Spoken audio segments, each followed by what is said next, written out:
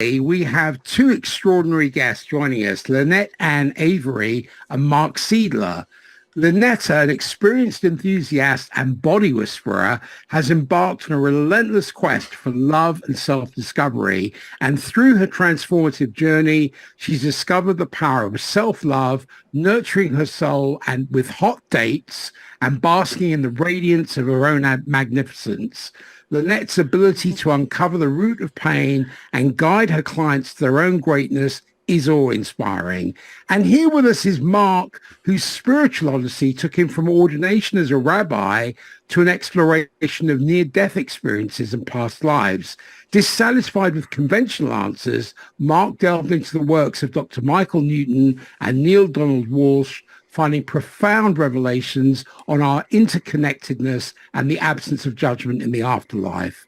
Mark's commitment to soul alignment and empowering his clients to become architects of their own lives is truly remarkable. And together, Lynette and Mark bring their lion-hearted courage and finely tuned dissonance detectors to help us face our deepest pains, embrace our inner shadows, and tap into the transformative power of love and personal empowerment. Their threefold program, Clear, Claim, Command, offers a spiritual understanding that leads to inner peace, the release of past pain, and the integration of love and power within ourselves.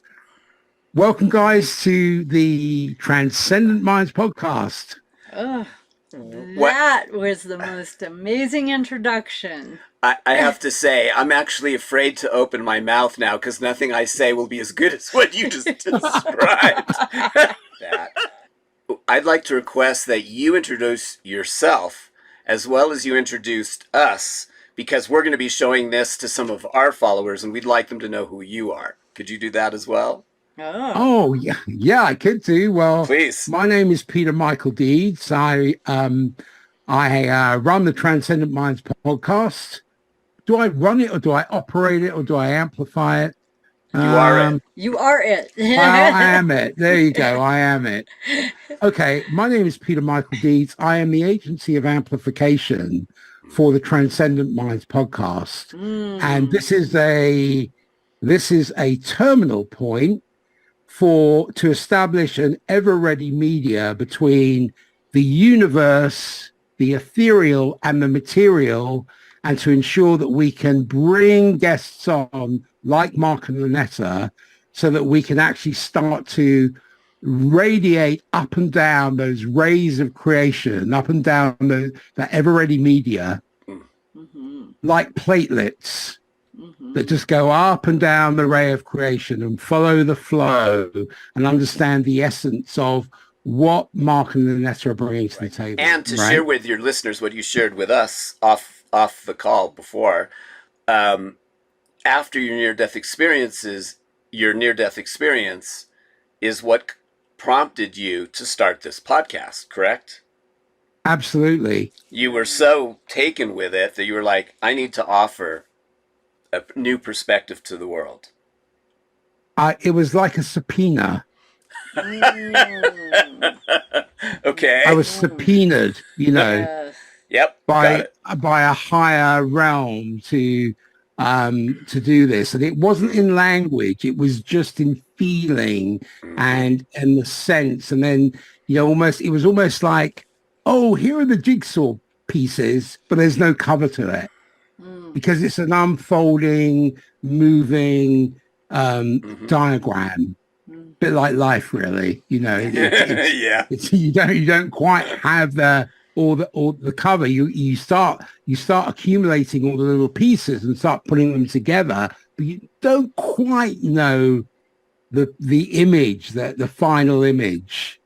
And sometimes it takes a few years to look back and go, oh, okay, now I can connect the dots. I can see why there was a 300-foot tsunami coming my way. Right. And I thought that was, it's gonna kill me. But actually, no, it's your friend. Yeah. Because it's that tap. That's what I felt, I felt that tap. And that tap again, that sort of spiritual tap. And I knew that if I didn't respond to it, I would just get slapped by a Mack truck. Mm-hmm. Mm-hmm. Right, because there was that subpoena, that calling, and the ripple effect again has not only got into this podcast, but has also transmuted into so many areas of my life, as it has in your lives as well.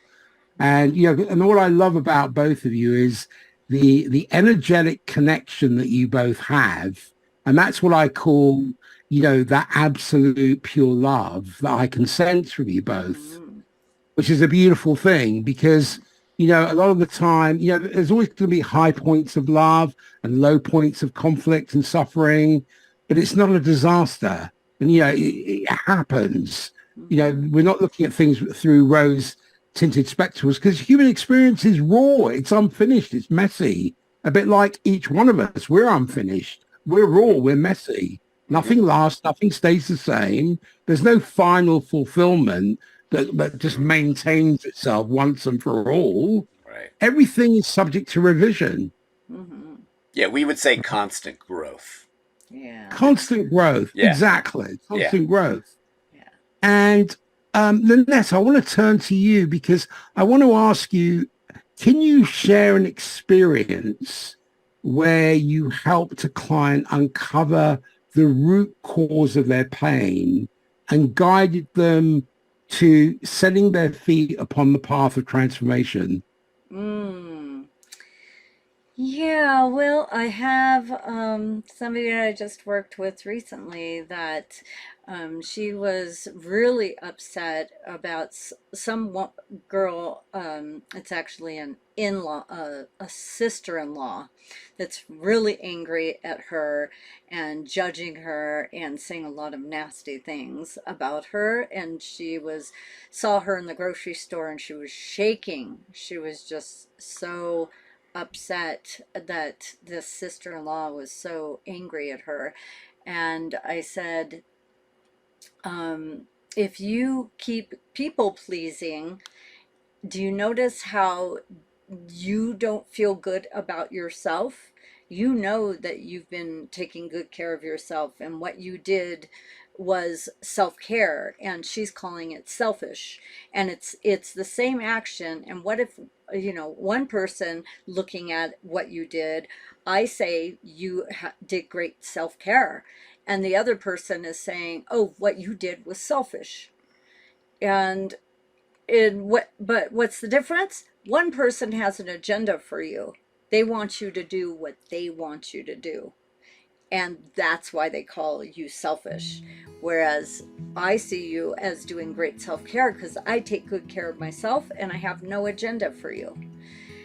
So that is something that can really set people free. If you really look at the things that upset you, that other people may be accusing you of being selfish, and you're like, but what I did was self-care. And so that's a way you can look at it and understand that the person who's trying to control you, they're trying to have power over you. But the people pleasers and the people who are trying to dominate are attracted to each other. And so one person needs to just step out and see that the behavior, even though it's the opposite, underneath it is a deeper pain. And you need to really listen to what is the deeper pain. And it's that they feel separate. And when you can come to that state of feeling your oneness and your connection and see yourself in the other person and say, I get you. Even somebody right in front of you that's angry with you, you could say, I totally get you. If I were in your shoes, I'd be just as angry. And see what happens.